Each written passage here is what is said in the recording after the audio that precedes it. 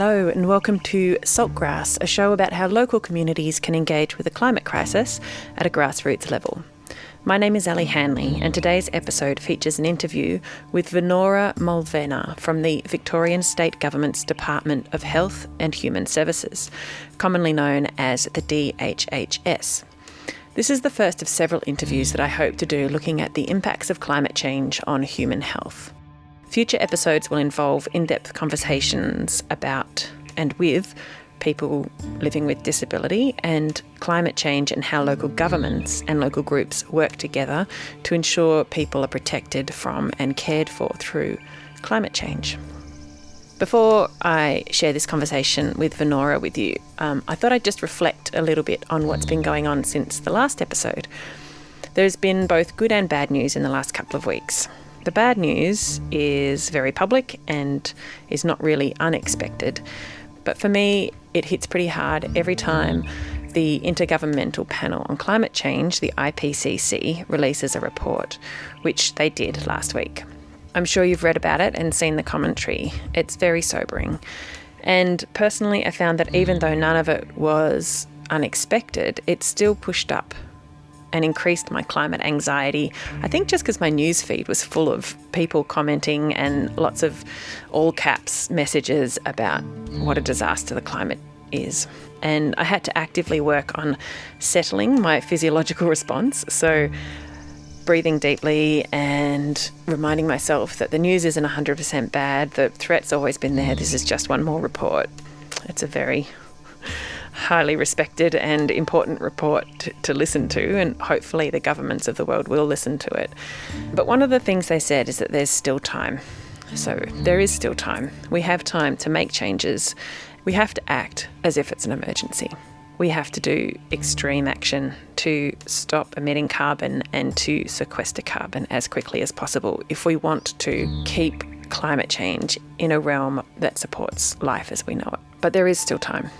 So, I had to do a lot of management of myself in seeing all of this bad news and people's reaction to it. But people need to react. It's important that people react. And I think panic and anger and upset are entirely appropriate responses to a report like that. And in the next little while, I will hopefully release an episode with some more reflections on that report and also what happened for me personally around the same time as the report, which tied it in for me in a really real way into what it is to be present in an emergency.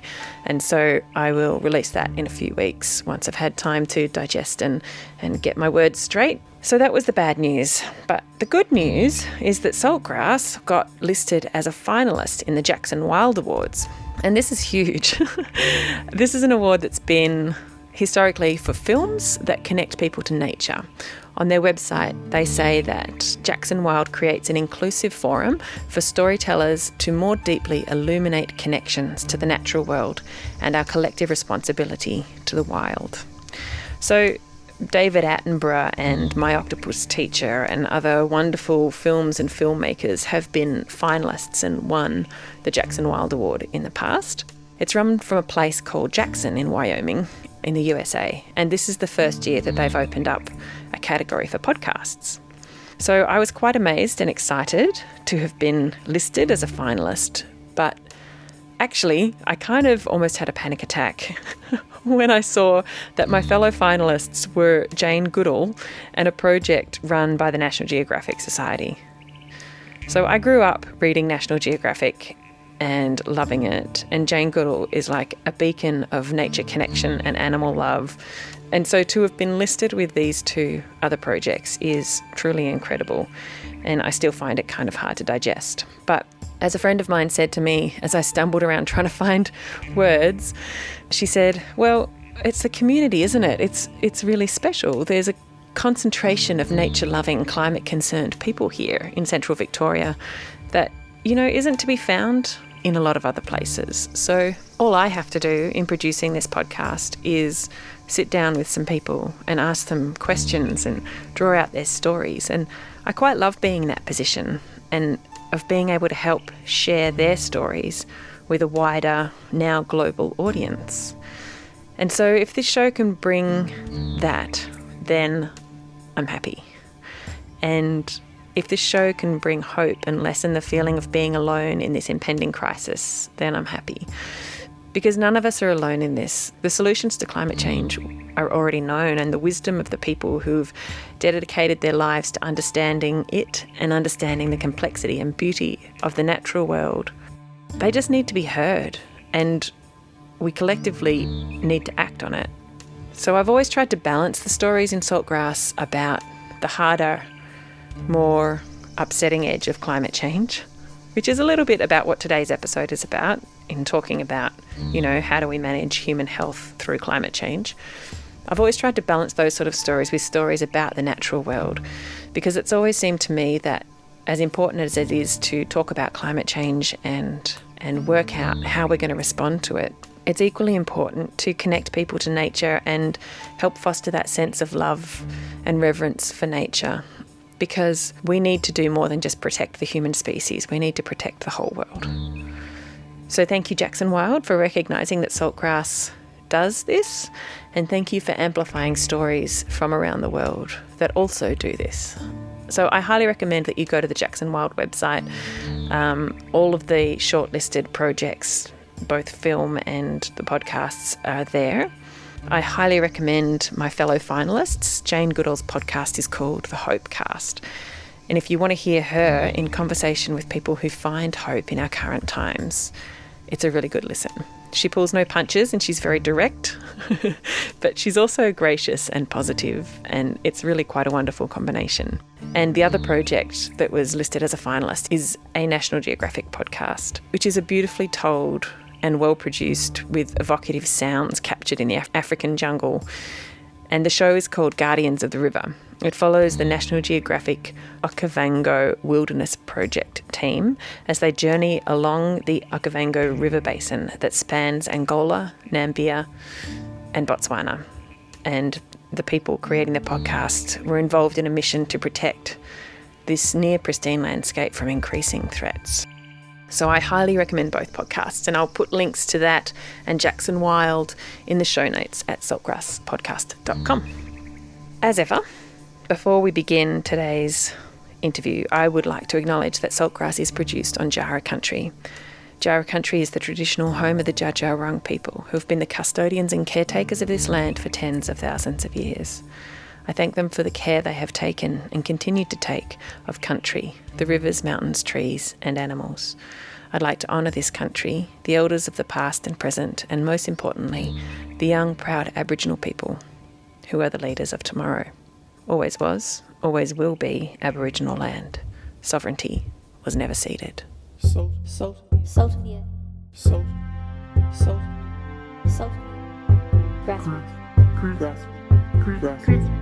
Grassroots. Salt of the earth people. Grassroots change. Saltgrass.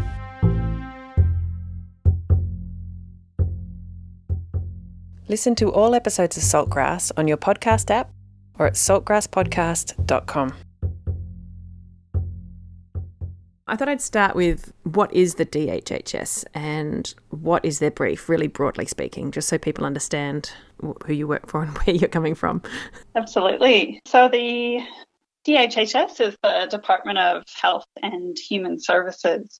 And essentially the department has really quite a broad remit, but I guess the main objectives of the department are to make sure that everybody has an opportunity to live their life to the fullest, and our core role is around protecting the community and ensuring that they have good health throughout life. So that's kind of a health and well-being focus. Where I sit is in the public health part of the department, but more broadly, the department has carriage of things like overseeing public hospital, mental health, child protection, public housing. So it's really quite a big remit that sits across all of the health and human services in the state. So each state and territory in Australia would have an equivalent in their own region. That's right, yeah. And in some cases, states will have a separate health department, and in other cases, like Victoria at the moment, we have a combined health and human services department, if you like. Well, I imagine those things overlap quite a lot, don't they? That's right. And we really work across, I think you'll find with every government department, there's lots of different branches and divisions, but very much when you're talking about health and well-being, there is very much an integrated approach across all of the work that we do. All right. So how does your department relate to climate change? So I guess what are the health risks associated with climate change? And I think everyone's familiar with the health risks of bushfires, but what are some of the others? Absolutely, and you're right. I mean, bushfires are a really big one, and it would be really front of mind for lots of people in Victoria. And that's one of a category of what we call kind of direct health impacts. So, we know that events like bushfires are becoming more frequent and intense as a result of climate change. And some of the other events that also pose risk and impacts on health include things like flooding.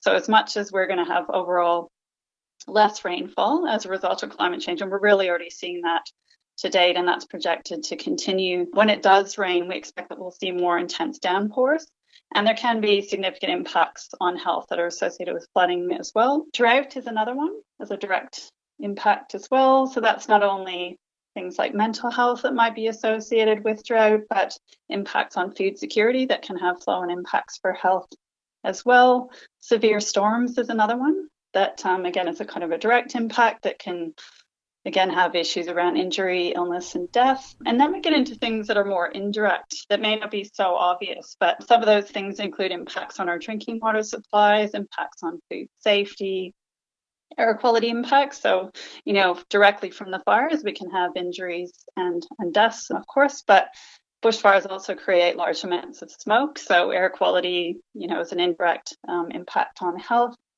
And then as well as that, we know that climate change impacts on what we like to call the social determinants of health and well-being. So that can impact on things like employment, transport, things that we need, to facilitate a good life and good health. So those impacts are really broad. And when you think about, again, some of the more indirect impacts, people often talk about things like mosquito-borne disease. So we know that climate change was predicted to change the distribution of mosquitoes in different areas. And so, how we experience those impacts is likely to change over time as well. Does that mean because the climate's getting warmer, say, in Victoria than it used to be, we're going to see things coming further down from the equator and reaching us that previously we hadn't had to experience in terms of disease and things like that? Is that what you mean? Yeah, so that's one of the potential impacts. And what we know that mosquitoes are really interesting because in some cases it might become too hot in certain areas for mosquitoes to survive. Or too dry. Or too dry, exactly. So in Victoria, that might mean that at the moment, you might see more mosquitoes that we're worried about that carry diseases up in the north of the state that might actually start to move further south into major population centres. But as you said, it's hotter doesn't necessarily mean more mosquitoes. Flooding is one of those things as well that we know back, for example, in 2016-17, Victoria had really significant floods up in the north of the state, and we saw the biggest outbreak of Ross River virus that we'd ever seen in Victoria that year that followed the floods. It's interesting, isn't it? Because the floods make the news, but I'm not sure that the Ross River virus outbreak would make the news except for locally. Exactly. And, it is some of these more indirect impacts might not be so obvious. Like you said, the immediate impact is visions of flooding streets and cars washing away and impacts on people's homes. But, generally following these kind of events, we do see other things, particularly in the public health space. And, also if you think about flooding events, if you think about food businesses, for example, so if you've got floodwaters that might be contaminated from sewage and other things that can contaminate food sources, that can get into our drinking water supplies. So, some of these flow-on impacts, as you said, they're not often reported in the news, but where I sit in public health, those are the kind of things that we get very busy thinking about and working on and providing advice to the community around. So, yeah, that's interesting. So who's most at risk of the effects of climate change? I mean, we're all at risk, as you've mentioned. All of these things will affect all of us, but there will be sections of our community that are more vulnerable for different reasons. That's right. And those groups are quite varied. And sometimes that does depend on the hazard that you're talking about. So, for example, if you're thinking about bushfire smoke, we know that people with pre-existing heart and lung conditions, including asthma, will be more sensitive to the impacts of smoke and would be impacted in a greater way than people without those conditions. Equally, pregnant women. Also, we know that smoke can impact unborn children, so that's another impact. Is that through oxygen deprivation in the mother? Yeah, it's kind of a combination, but typically with bushfire smoke, we're most concerned about what we call PM2.5 or fine particles, and those get inhaled into the lungs and can cause impacts. And the impacts are quite broad when you look at pregnant women. But we also are concerned more broadly in a climate change and health space around older people. So, typically people over 65, young children typically are more sensitive to lots of impacts associated with climate change. And in some cases, people with limited mobility, if you think about the need to evacuate, and also people in some cases that don't have great social networks, access to transport. So there can be other social factors that might mean that people are more vulnerable, if you like, to climate change. So, and I guess the other group that we think a lot about in public health is new arrivals to Australia, for whom English might be a second language, for example. They may not be familiar with our warning systems, and in some cases, if that information isn't readily accessible or understood or available in their languages, that can also be a risk factor. So there's a fair few, I guess, different groups that we need to think about. Yeah, absolutely. And I guess people who are newly arrived also may not really understand what to do in a bushfire, which a lot of us who've been raised in Australia might have just a bit embedded some knowledge, but they wouldn't have any. Absolutely. And so, one of the interesting, I guess, issues that we also work on in our department is something called Thunderstorm asthma, which is a phenomenon that results from kind of high levels of grass pollen and a certain type of thunderstorm. And that's not a phenomenon, for example, that we really knew about in a great way in Australia, and that, the general community, but particularly people who may not have been exposed to the types of allergens we have here in Australia would have even thought about. And so sometimes also we have events that might occur here that may not have happened in countries where people have come from. And so, there's a need for us to really raise awareness of what are all those different potential risks and making sure people understand what they can do. Yeah, I feel like thunderstorm asthma is something, like I'm an asthmatic and I had never really heard of it until the last couple of years when suddenly it was coming up as a warning. Is it something that we've known about for a long time, or is it a relatively new kind of phenomenon?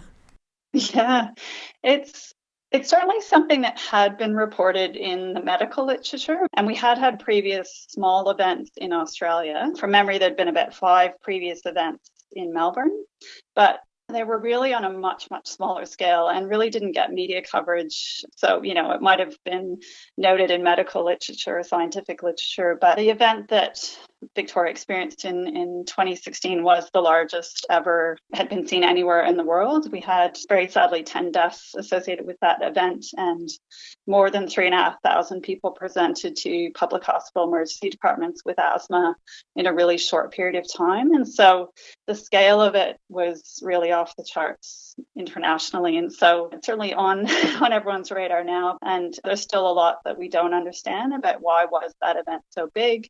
And also, is it likely that we might see more of those types of events as a result of climate change? There's still some active research happening around that. But yeah, I think it's fair to say that you weren't the only one that had never heard of it before. It was certainly not a well understood phenomenon before that time.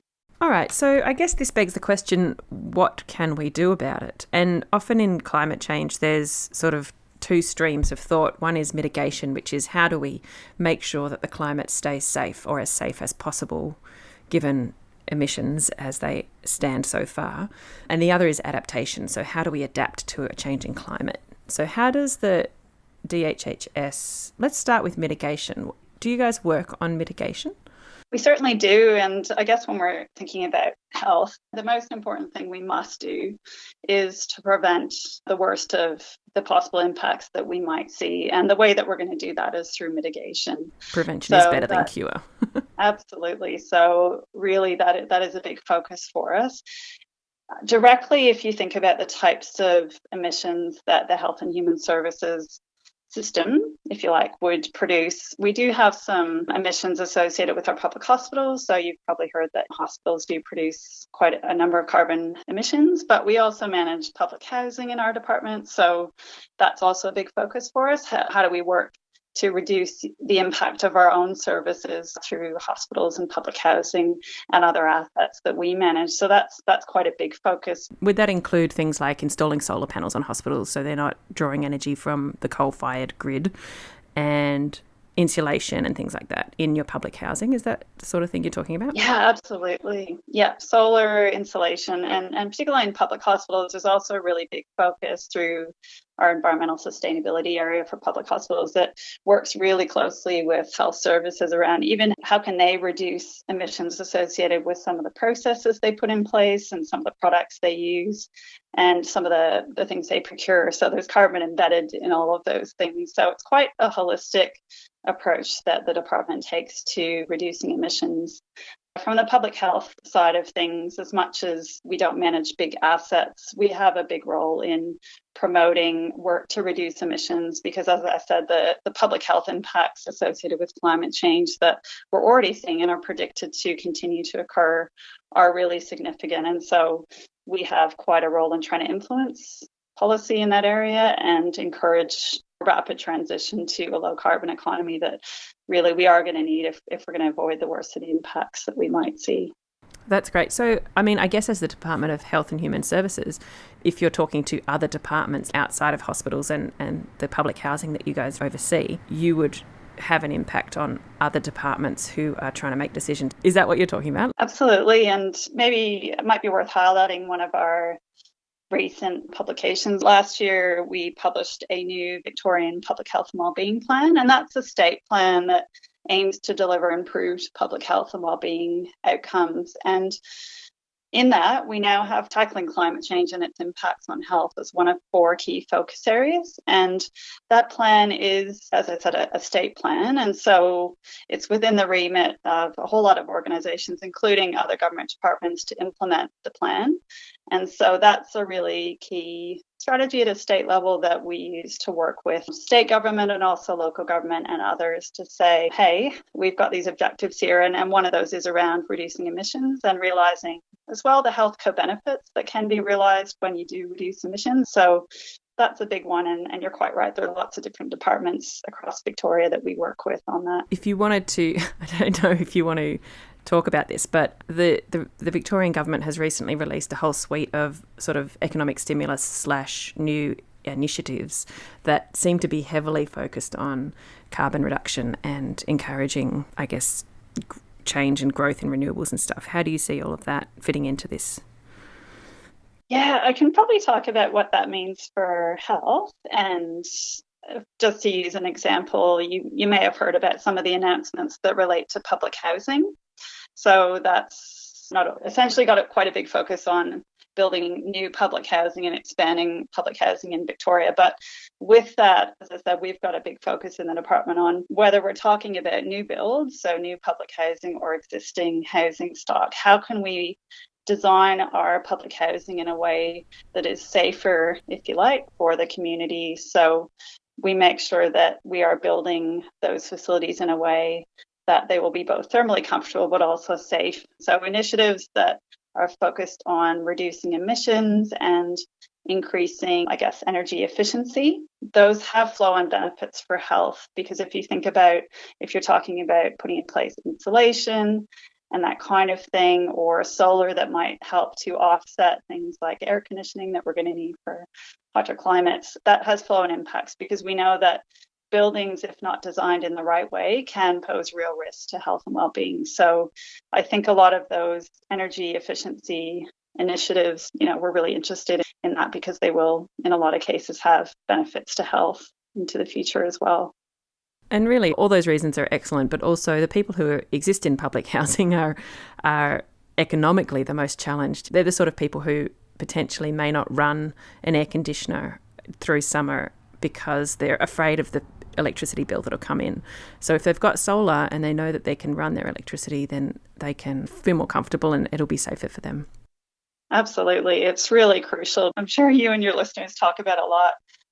Climate change is already and will continue to pose the biggest risk to those that are economically disadvantaged and don't necessarily have the financial base to put in place measures around adaptation. And so that really needs to be front of mind when we're designing future programs and thinking about particularly things like public housing yeah, really critical.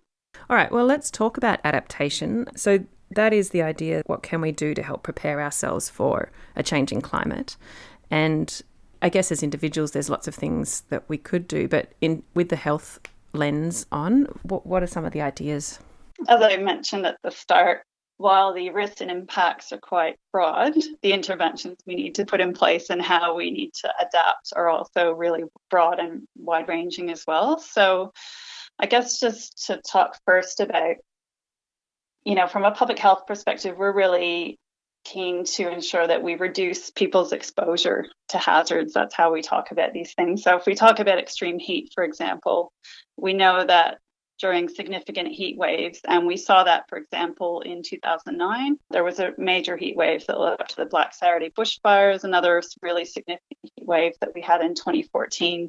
We did see a significant number of people present to emergency departments. We did have quite elevated numbers of excess deaths associated with those events. So when you think about that type of adaptation, how do we reduce people's exposure and the impacts they might have to events like that? And also a lot of those indirect impacts that I mentioned. The way that we do that in public health is we run like public health campaigns every year. So for extreme heat, for example, we have a public health campaign that we run every year. So that's, a combination of things like social media posts, advertising, etc., to really alert people about the risks of extreme heat. Particularly when we talk about vulnerable people, for example, that might be things like recommending that people actually look out if they know they've got an elderly neighbour that lives next door who may not have family support around, might be checking in with older relatives. So that's one type of adaptation measure that we can take, is actually making sure that people are aware of the risks and hazards. But also, if you look at things like extreme heat, we also have a heat health alert system where we provide advice of days where there might be increased risks of illness associated with heat. So that's, I guess, one category of adaptation is making sure that we raise awareness of risks and impacts. And that's really across that really huge range of potential impacts that I mentioned.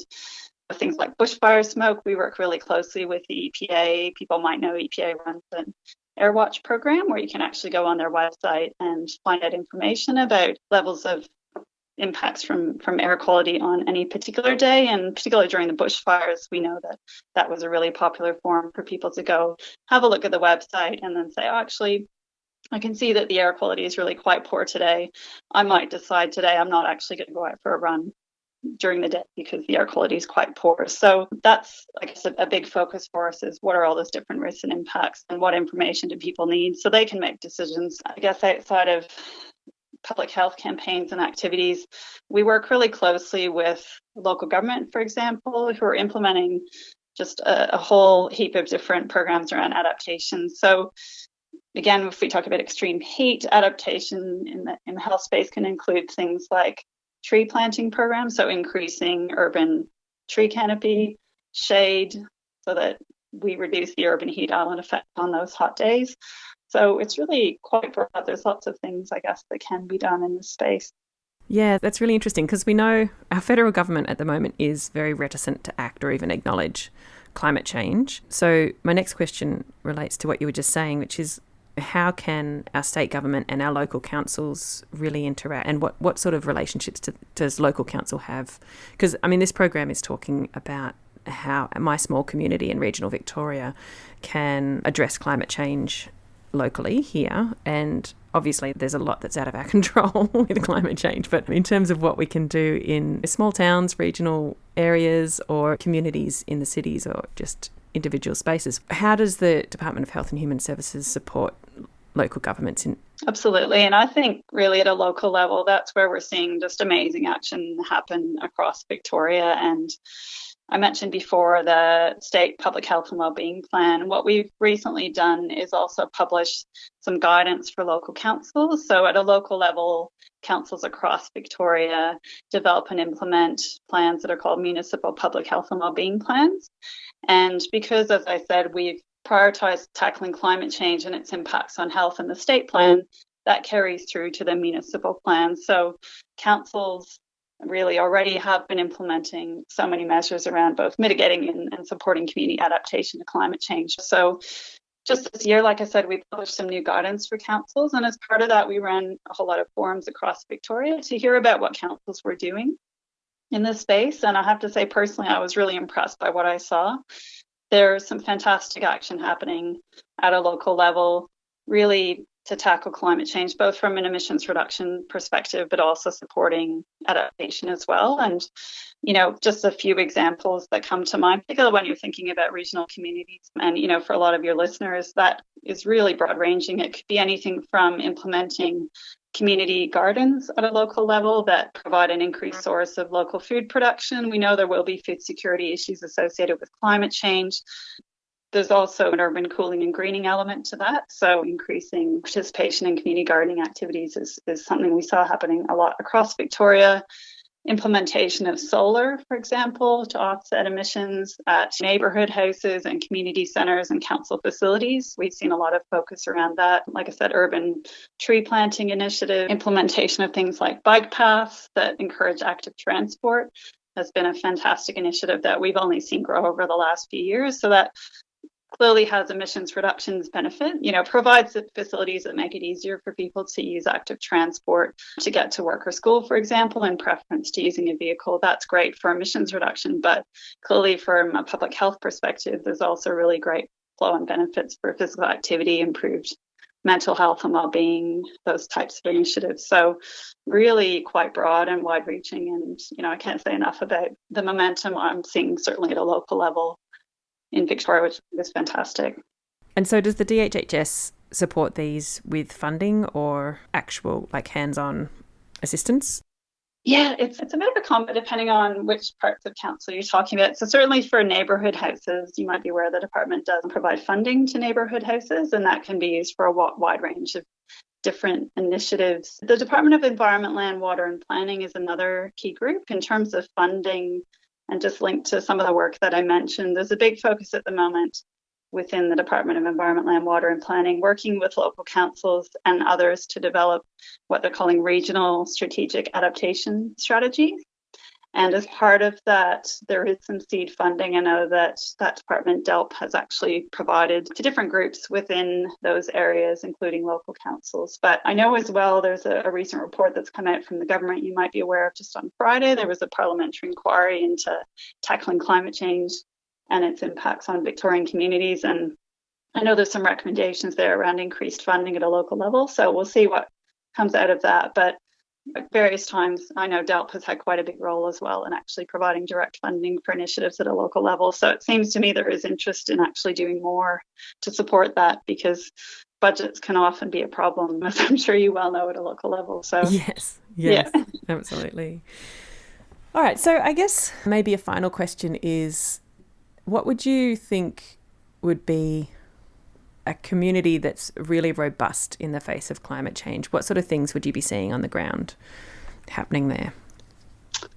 Ooh, that's a tough one, Alison, but there's probably a lot in that, really. Community I would see as robust, I think, and it's nothing new, but I guess if you think about when we've had major emergencies and communities that tend to fare better, and when we talk about emergencies, we're talking about things, as I said before, that are increasing as a result of climate change. We will be seeing more bushfires. We will see overall less rainfall, but when it does rain, increased risk of flooding, those kind of things. So I guess community connection is a really big one, and the ability of communities to actually, we talk about resilience. Some people love that word, some people hate it, but what does a resilient community look like? It's a community that's connected, there's great support amongst the community, and where the community actually has a real role in preparing together for these events, but also recovering together and helping design the recovery within their own communities. Those initiatives tend to be the most successful, really. So it's not just handed to them from the government saying this is how you do it. They've actually figured out how to do it themselves, and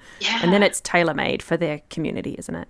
Absolutely, and I think having the conversation, I think, podcasts like yours are fantastic, because from an awareness perspective, that's another critical thing. We really want people to be thinking about this issue, planning for potential risks and impacts, so that we can avoid, as I said, the worst of those impacts. And so raising awareness, communities that are aware, connected, have avenues to access the information they need, put in place the plans that they need to put in place. That's really what we're after. So I guess those are some of the attributes that I think will help. And like I said, I think in large part, there are some fantastic examples happening across Victoria, both on the adaptation side, but also mitigation. The other thing, in terms of mitigation, we need to make sure that our buildings and our homes are actually resilient to climate impacts. And so, I do think there's a need for greater investment there to make sure that our homes and other buildings are going to protect us when we're talking about hotter climates. And so where at a local level, those types of initiatives have been put in place, that's only going to help us into the future.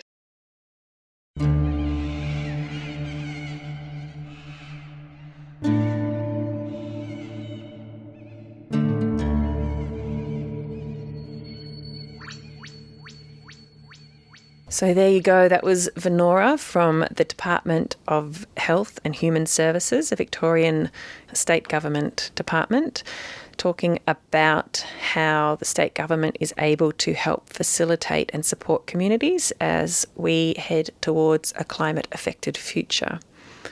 I will be hoping to follow on this theme of health in future episodes, looking in more depth at how people with disability might be affected by climate change and are currently being affected by climate change, and also how our local government is acting and supporting and getting proactive about climate change on behalf of our community. So stay tuned for those episodes. It might be a little while before they come out, but they're on their way. So again, there are links to many of the things discussed in the show in the episode description at saltgrasspodcast.com. For those of you listening on Main FM or 3MDR, please note that you can listen to all episodes of Saltgrass on your preferred podcasting app. And if you can't find Saltgrass on your podcasting app, please let me know and we'll see what we can do to make it available on your preferred platform. You can follow us on Facebook and Instagram, and please subscribe to our email list to get reminders and updates about the show. Again, you can do that by going to saltgrasspodcast.com. This program was made possible with support from Main FM and the Community Broadcasting Foundation. You can find out more at cbf.org.au. My name is Alison Hanley. Thanks for listening. Salt of the earth. Salt. Grassroots. Salt of the earth people. Grassroots change. Saltgrass.